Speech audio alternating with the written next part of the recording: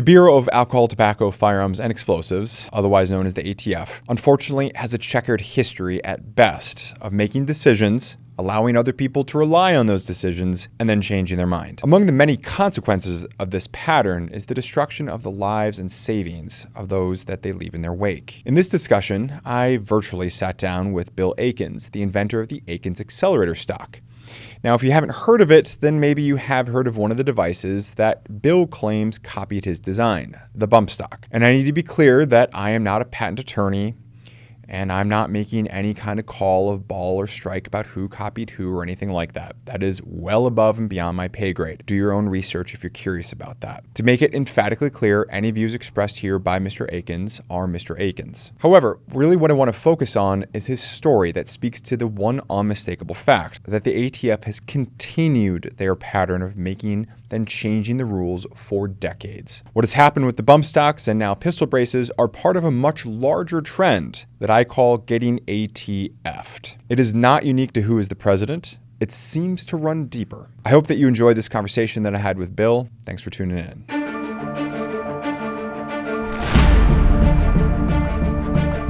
Bill Akins, thank you for coming on. I appreciate it. Hi, Tom. Thank you for having me. So, describe for those of us who may not have heard about your device. What is it? What's an Akins Accelerator? Well, the actual title of my patent was Method and Apparatus for Accelerating the Cyclic Firing Rate of a Semi-Automatic Firearm. That's a mouthful. Yes, it's a mouthful, but it's also accurate. And what it is I invented and patented a way for a barrel, and the receiver and the trigger group, if they're all attached. If you have a barrel and a receiver and a trigger group, they're all attached and not separate, where you can take them out and actually snap those parts together and they're all like one unit, including the magazine. And I adapted the stock on my prototypes to where when the trigger was functioned, it allowed the barrel, the receiver, and the trigger group to recoil a short distance rearward within the, like if this hand was the stock and this is the barrel, receiver, and trigger group, it allows it to recoil a short distance, okay, which removed the trigger from your finger, okay? It pulled it back away from your finger. And then if you either have a spring returning the action back forwardly, or you are pulling forward on the fore end, which is attached to the barrel, okay? Either way, it brings the trigger back into contact with your finger, functioning it again, but it functions it once for each and every shot fired individually. So the trigger is actually being functioned for every shot that's fired. It's not being held down like a machine gun would be done. Right. So I just want to make sure that I'm following it and the folks at home are following it. So you would basically take an ordinary semi-automatic firearm. So one function of the trigger equals one shot. And then what you did was you kind of put that sort of floated in a stock, and then you had springs behind the stock and so on, and maybe it was on ball bearings or something like that. And that was one way. The other way was isometric. Okay. Pulling forward on the fore end of the unit, which causes it to come back forward without a spring. But either way, it's still one shot per each separate function of the trigger, exactly right, like the National Firearms Act dictates is a semi-auto. And that's where I'm going with this. So what it was is you had zero modifications to the trigger group or anything like that. Basically what you did is you played with how the receiver and the trigger and the barrel and kind of that entity over here on one side interacted with the receiver, with the stock, such that when it fired the weapon, the natural recoil would drive it back. It would take the finger off the trigger. It would take the trigger off the finger. Yes. So we have my finger here, and if the blue pen was the trigger, it would recoil backwards, and then it would come back forwards, and it would recoil backwards. So again, every single time it fired, it was a separate function of the trigger, as I understand it. Is that fair? Correct. And the reason why that's, of course, super important is when we look at United States Code, Chapter 26, Section 5845, and I'm going to read it here because it's super important to where we're going with this. This is the definition of what constitutes a machine gun. And I presume by now you have this memorized and you wake up in the middle of the night saying this out loud. But in part it reads, a machine gun is when you have a firearm that is firing automatically more than one shot without manual reloading by a single function of the trigger. Single function of the trigger. And how is your firearm that I just described, again, for the slow kids in the back, how is your firearm and what you developed not a machine gun? Because the trigger is functioned once separately for each and every shot fired. That's why. And making it a semi-auto. In other words, it doesn't matter. There's nothing in the National Firearms Act that dictates how fast or how slow a semi-automatic can fire. Okay. The ATF just obviously didn't like it that it fired at a faster rate of speed. What I invented was something that changed the paradigm for them, because there's a conflict of interest with them. They not only do they regulate full auto, but they also are the ones that receive the money of a $200 federal transfer tax anytime a full auto is transferred to another citizen.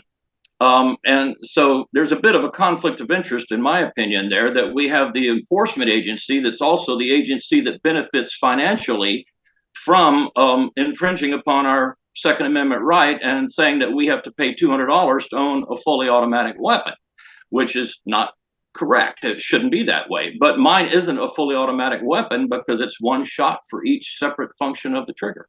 Right, exactly as it's in the statute. So you sent this device in per all the ATF protocols anytime someone's concerned about maybe, frankly, not going to prison. So you sent this device in for ATF approval. Is that right? Well, the first time I sent it in was back in the early 2000s. See, I invented it in 1996, and I have video proof of that on the old VHS camera of 1996. And I'm out in the field testing these things, and actually they surprised me because they functioned. I had both a Mac 90, which is a thumbhole stock AK-47 semi-auto, and I had an SKS, and I had relieved the stock on both of those with a Dremel motor tool so that the action could come back a short distance. And I was testing those with and without springs, but it kind of surprised me when I got a burst out of it, at the first try. And I had the side door of my van open, and the empties were flying into my van, so it wouldn't have them fall on the ground. And I was like, whoa, And then I tried it with the spring, because I thought that the spring would make it more consistent, and it would be easier if I went into production with these. It would be easier for the average person to operate, because they wouldn't have to learn that sweet spot of how much pressure to exert on the fore end. So my earliest prototypes were isometric, and then I added the spring. Now, what do you mean by isometric? Isometric is human. The human pushes forward on it, rather bringing the action back forward. See, when you've got it up like this, and the barrel and the receiver group comes back, it does this. Okay, your hand is going back and forth with it like that. It's actually, the recoil is doing that, though you're not consciously pulling that back. Right. The recoil is doing that as you function the trigger with your first shot. Okay, and then it recoils, and then it brings it, but you're keeping constant pressure. Okay, and so your pressure after that split second of recoil, your constant pressure back forward brings the trigger back into contact with your finger again, which functions a trigger again, and the whole cycle is repeated. And it doesn't matter if it's using a spring or if it's being used isometric by the shooter. Like I had it where I could do this, and then I also put a spring behind the rear on the Mac 90, and then I put a spring on the front of the SKS rifle, but that would both bring the action back forwardly without you having to keep constant tension on it. Right. Okay? Just because I thought it would be easier and more consistent, because it would always be the same amount of pressure bringing it back forward each time. But it was the early 2000s. It was like 2003 or 2004. And I did not send, I had no idea about how to do this with the ATF. I had gotten my idea from watching documentaries on our ships in World War II with the Beauforts and Oerlikon cannons recoiling like this and shooting at the kamikazes.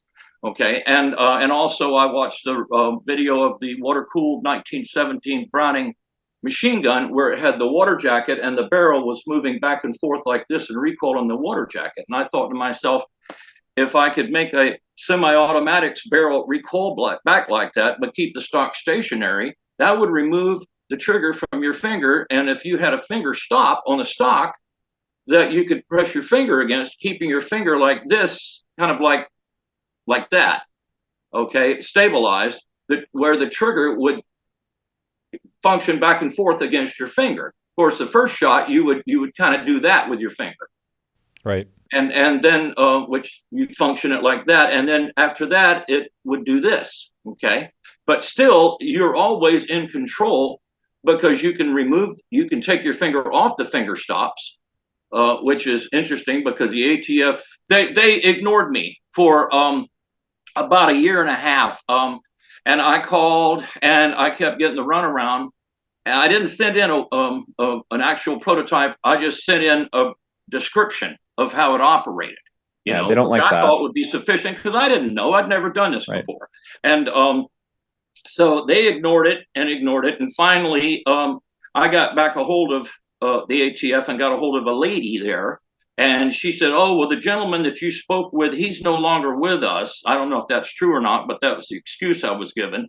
And I asked, well, what happened to my letter that I sent in? And nobody seemed to know. Okay. It was just, oh, we don't know. Maybe it fell behind the file cabinet or something. I mean, nobody seemed to know. So anyway, she said that she would look at it and get back with me. Well, they never did. Okay. Then I had an individual in Oregon that decided that he might be interested in partnering with me. And he actually had a prototype. So we actually formed a business relationship and we formed Akins Group, Inc. And he had a prototype built for a rough one, very rough, like a plumber's nightmare. It was made out of pipe and stuff that looked like plumbing pipe. But anyway, it worked for the SKS rifle. And he sent that into the ATF. And when he received it back, the screws that were put in it to stabilize the finger that I spoke about, the finger stop screws, I call them, they had been carefully unscrewed from the threads in the stock and taped to the tubular stock. They weren't damaged and the threads weren't damaged. And that was sent back to my partner. And along with a letter stating that it wasn't a machine gun because it didn't work and the screws fractured from the frame, and they were unable to continue with evaluating it because of that. But yet there was no fracture in the frame and there was no fracture on the screws.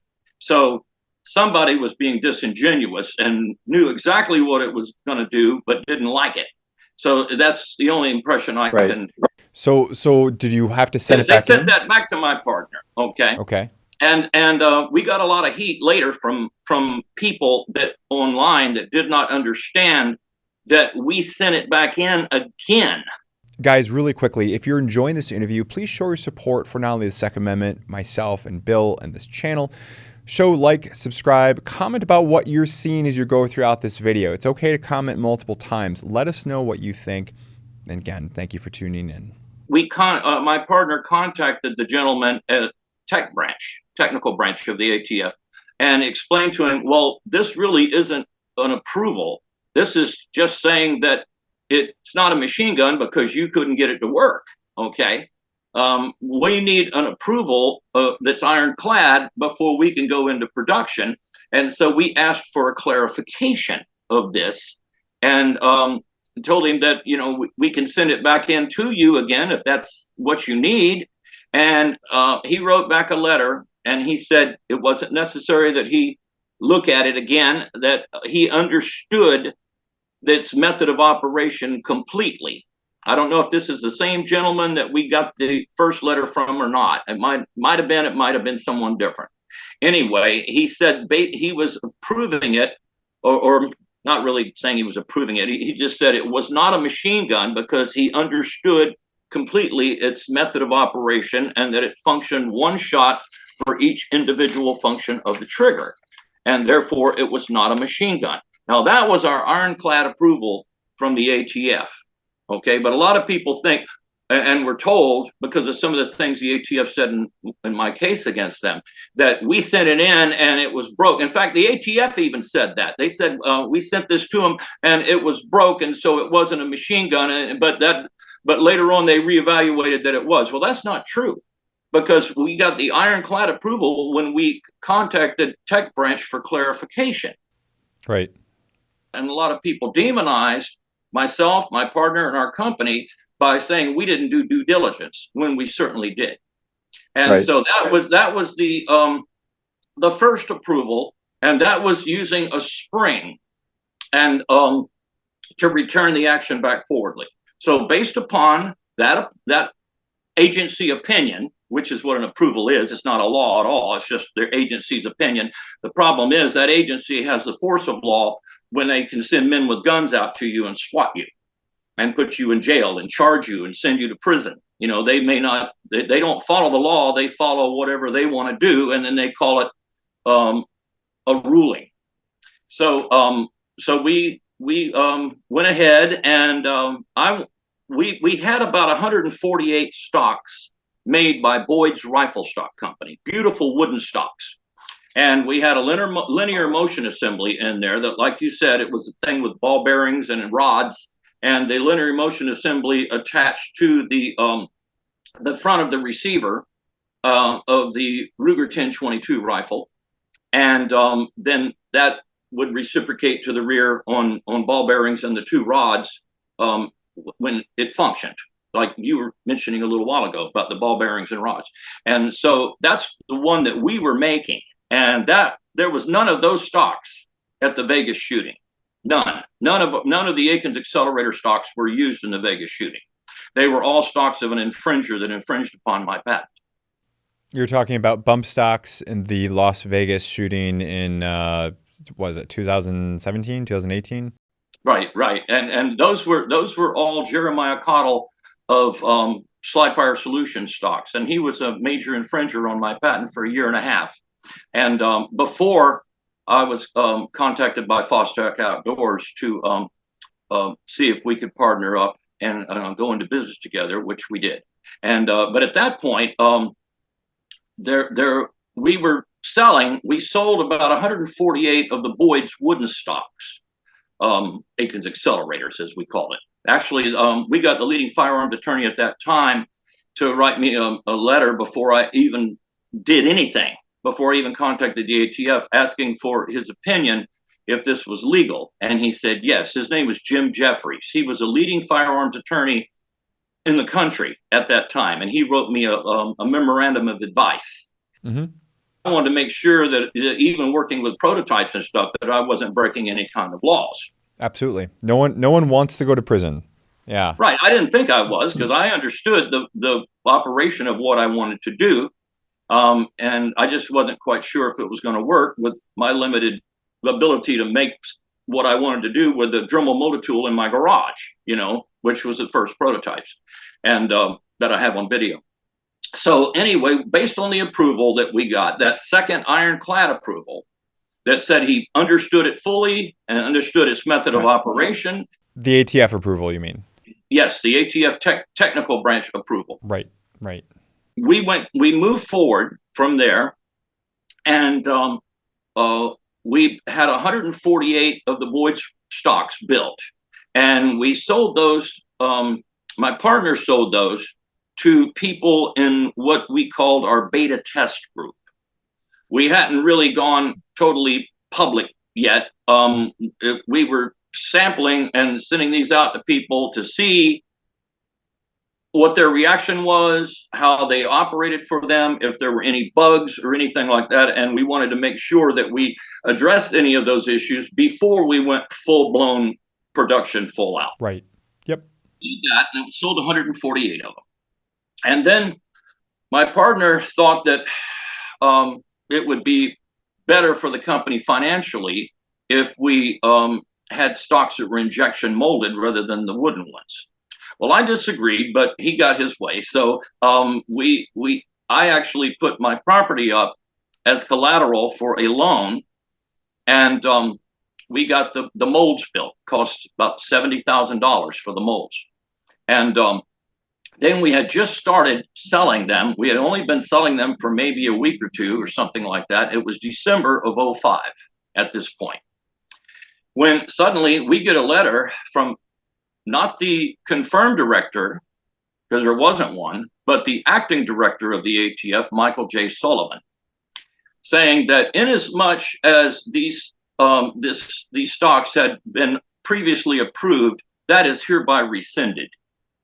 His signature, so says Caesar or Pharaoh, an unelected bureaucrat. Just stop, cease and desist, or else, And so my partner, I wanted to move forward, and basically it's like, go ahead and charge me, go ahead.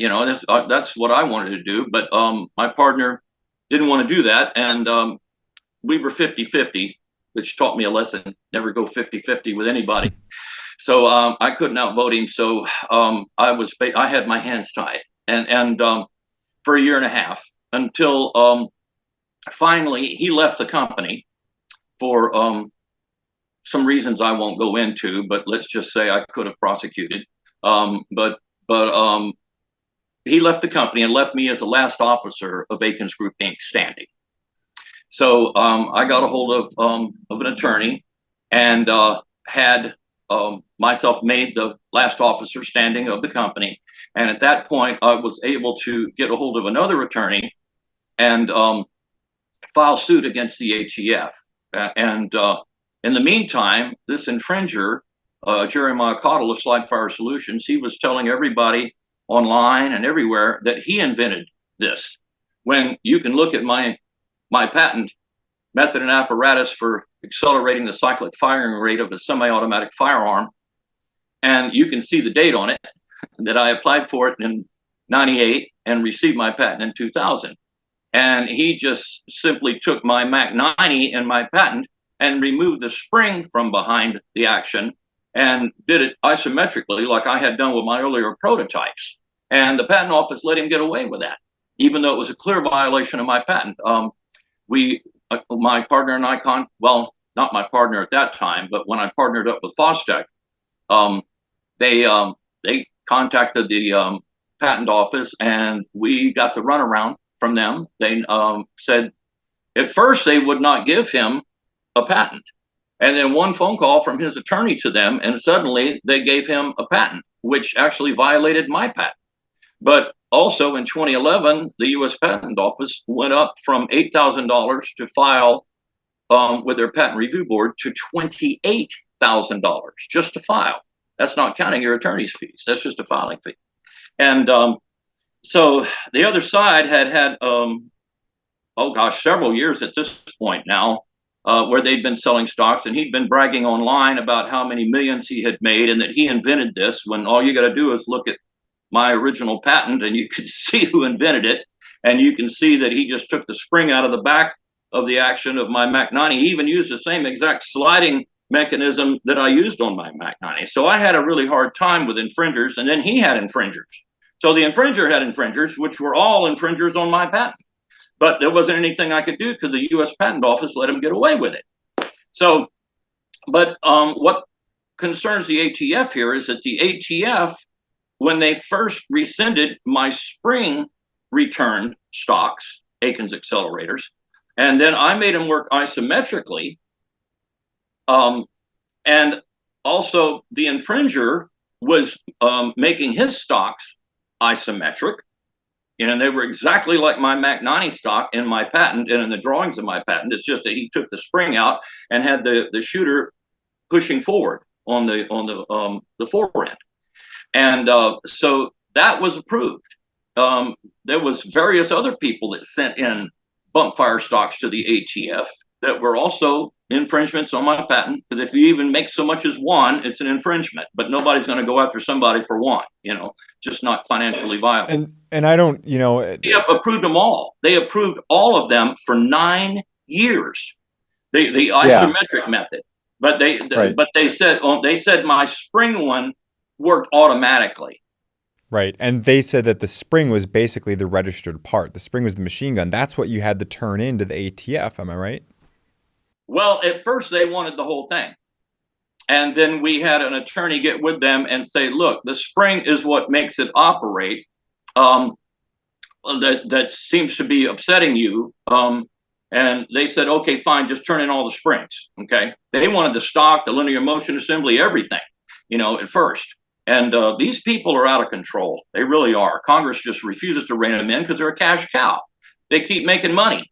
Okay. And every time somebody wants to register a machine gun or transfer a machine gun to someone else, it's another $200 federal transfer tax, and they just, it's really an infringement upon our Second Amendment rights. It really is. There should be no ATF, but this is what they did. And for 9 years, they approved the isometric method. Okay. And then we had Vegas, the Vegas shooting. Okay. Where none of the stocks, see, I had plans in the future to make bump fire stocks, also known as bump stocks. I mean, originally we called them bump fire stocks, but then other people started calling them bump stocks. It means the same thing.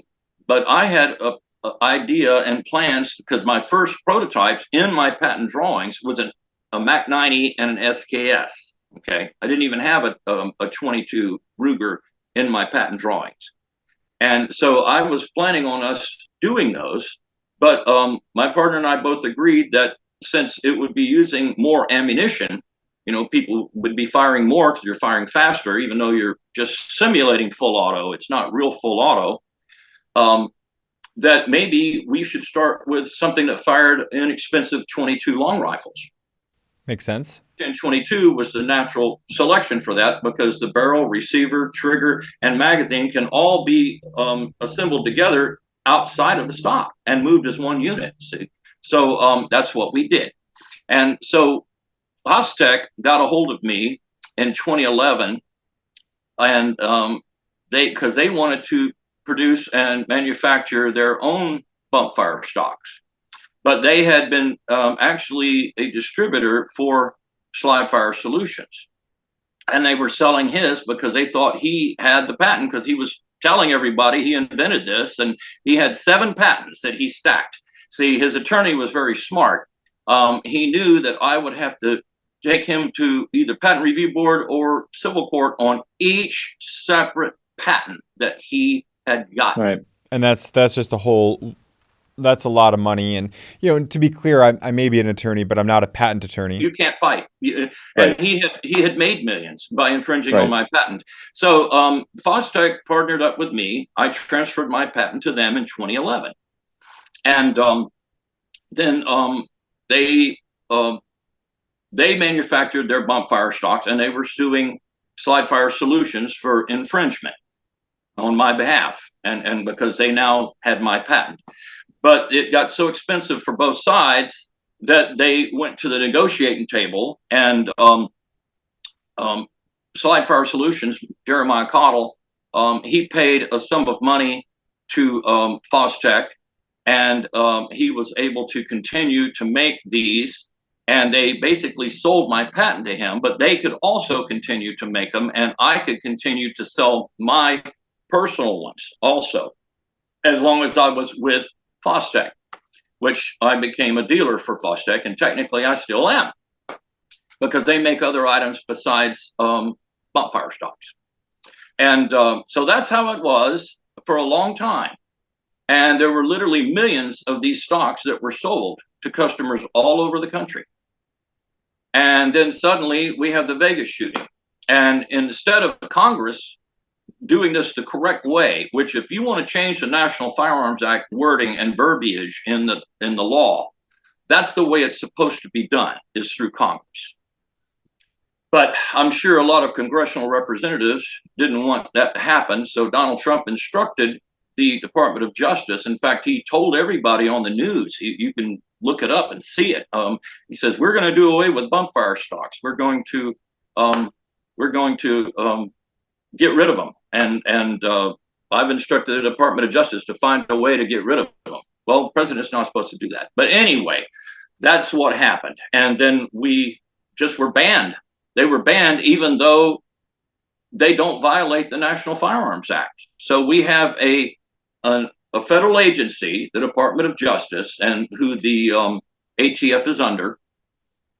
We have actually the ATF even came out right after the Vegas shooting and they said, there's nothing we can do. These are semi-automatic. We can't ban these. We can't do that. But then suddenly they did because there was enough pressure brought.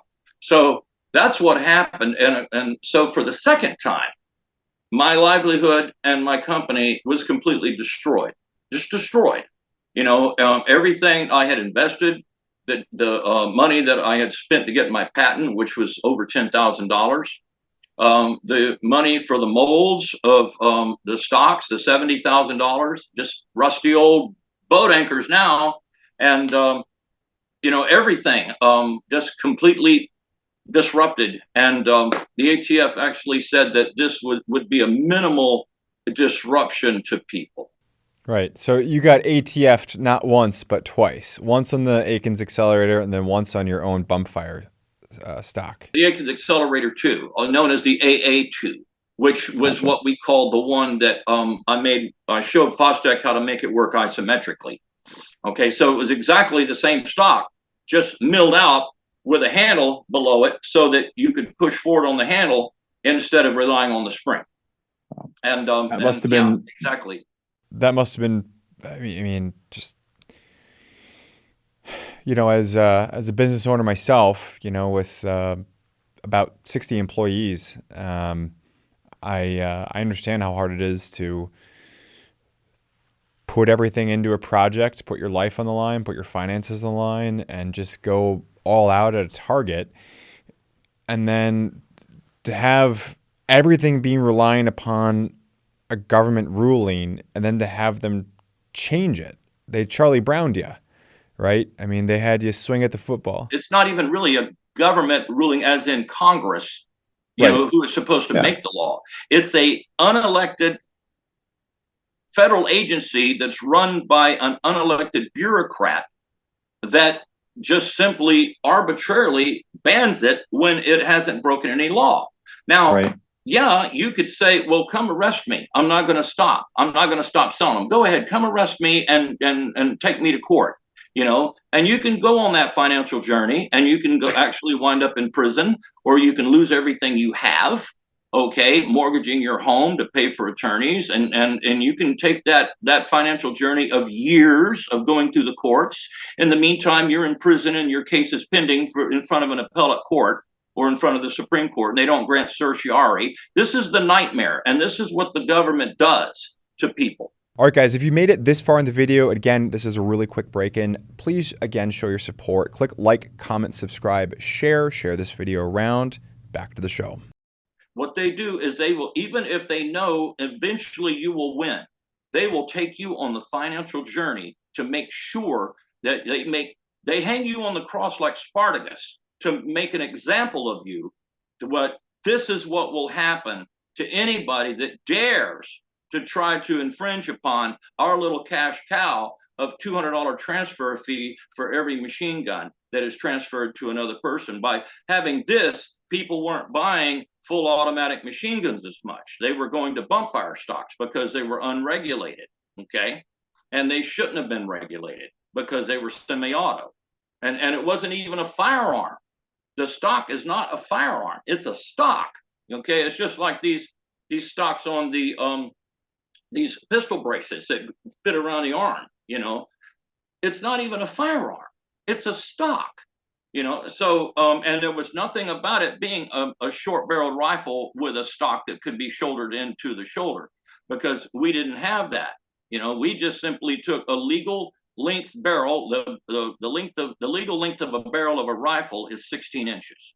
Okay, and we simply sold a stock that somebody could put a 16-inch barrel receiver unit into, and it would fire at a faster rate of speed, but still functioning one shot for each individual function of the trigger. So yeah, it just destroyed not only me, okay, it destroyed a large part of Fostech. Okay, they still are existing and they make other items, but it really destroyed a large part of them. Totally wiped me out twice. And here's the thing, Tom, I went all the way to Alabama to turn in my stocks. Okay, when they federally banned these. Okay, I had them stored at a friend's house in Alabama when Florida banned them after the hoopla about the Vegas shooting. But nobody even looked into the fact that it wasn't my Akins Accelerator 1022 stocks at Vegas. There wasn't one picture of one of my stocks at Vegas.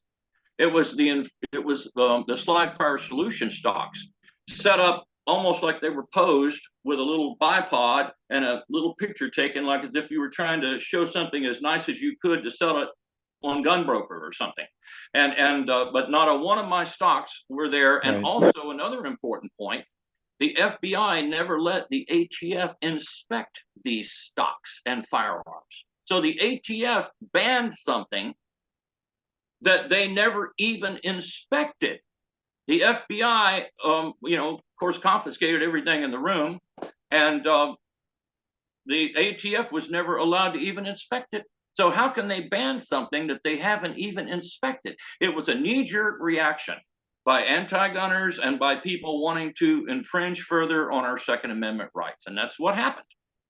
And I cannot, you say what happened to me, oh my God, it's almost unspeakable. It's the damage. And the main thing here too is that they never even offered, when we were told that we had to turn in our stocks, okay? And this last time after Vegas, and they banned them. So I went all the way to Alabama and got my stocks from where I had stored them in Alabama, because I had to get them out of Florida, because Florida passed a ban on them before the federal ban did. So I drove all the way to Alabama, got the stocks, took them to the ATF office in, I think it was Mobile, I can't remember exactly, but it was one of their offices.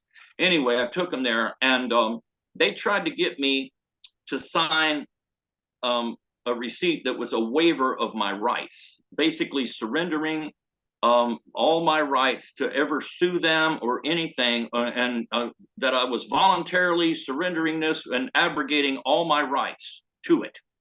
And I refused to do that because I knew better. I knew that if there was ever any court cases and I could attach myself to those court cases, that I would be able to get reimbursed, and so I refused to do it. And one of the agents said to me, well, you may just have to wind up taking these back home with you. And I told him, I said, I was very respectful to them and very nice. I said, well, if I do that, it's going to look pretty silly if the ATF ever tries to arrest me for having them, when here I brought them to your office and tried to turn them in under duress, under extreme duress and threat of prosecution. I am turning in these stocks, but I am not voluntarily doing this. I am doing this under extreme duress. And so finally, I said, unless you've got something else for me to sign, I'm not going to sign this. I'm sorry, gentlemen, I can't do that. And so one of the agents, they hemmed and hawed around for a little bit. Basically, they were blowing smoke towards me, trying to get me to do this. And they do this to other people too. And once they try to get you to abrogate your rights completely, so that you can't ever sue or anything or be reimbursed under the Fifth Amendment takings clause. So one of them said, well, let me see what I can do here. Okay. And he leaves for about 15 minutes, and then he comes back and he's got a receipt that they had all along, just a simple receipt that doesn't abrogate any of my rights. Okay. And I even wrote on that receipt, and I have my copy of that receipt. I even wrote on there that I was doing this under extreme duress and threat of prosecution if I did not, and that I was not voluntarily abrogating any of my rights. So that was how I surrendered my stocks. Okay. And I think there was like 66 or 68. I've got it written down somewhere, but it was in the 60s. And that was all that I had left in my inventory at the time. So that's what I surrendered. And the ATF is anytime the federal government, my understanding is on the Fifth Amendment takings clause, anytime the federal government had something that was previously legal and then it became deemed illegal. But see, these were never illegal under the National Firearms Act. This is all Right. just It's just the rulings. This is a ruling, which is an agency opinion. It's not even a law. It's the opinion of the ATF, and if you don't like their opinion, they'll come after you with submachine guns in your face. And that's the problem. They're not following the law. They're making up the law. They're making their own law, is what they're doing. And Congress allows it, and they call it regulation, an ATF regulation or a ruling, but it's just an opinion. And it doesn't follow congressional law, National Firearms Act law at all. And Congress lets them get away with it. They don't seem to care. So I'm concerned about the fact that there's a lot of hoopla right now going on about the pistol braces, the arm braces on the pistols, because the ATF is trying to, at first they approved them, just like they did me. They approved them. And then now they're pulling that approval. You can't count on the ATF for anything. I mean, they're famous for approving something, letting you spend millions of dollars or hundreds of thousands of dollars even in gearing up and manufacturing. And then as soon as you start selling and manufacturing, they say, oh, we made a mistake. They actually told in court, in my court case, well, we made a mistake with approving Mr. Akins. No, they didn't. The approval was correct. Their mistake was in banning it, both the spring version and the isometric version. And them saying that the spring version worked automatically is a red herring. Okay, there's nothing in the NFA that says that you have to consciously pull the trigger each and every time. Right. It's not consciously pull, it's single function. Single function of the trigger. So the whole thing about the spring is a red herring. It was designed to muddy the waters and confuse the judges who may or may not know much about firearms. And plus, you're looking at a lot of judges that are Clinton appointees, so you can imagine, where their mindset would be already. But it was a lie. And they even said at one point, they said that the reason that my spring actuated ones were illegal was because, and this is their words, and I think I can remember it almost verbatim. Once the trigger is pulled, they didn't use the word function. Once the trigger is pulled, it initiates a sequence of automatic fire that continues until the ammunition feeding device is empty or the finger is removed. Now, and that's in your lawsuit against them, right? Yes. And that, well, that's actually in their 2007 ruling. Okay. They actually put their ruling on their website, their 2007 ruling on this. Okay. And my attorney said to him, until the finger is removed from what?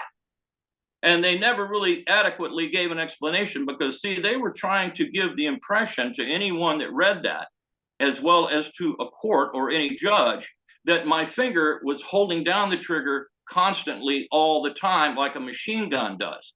So by omitting what the finger was removed from, the ATF actually was lying by omission. They were giving the impression that until the finger is removed. In other words, like you're firing a Thompson submachine gun and you're just holding down the trigger constantly. Right.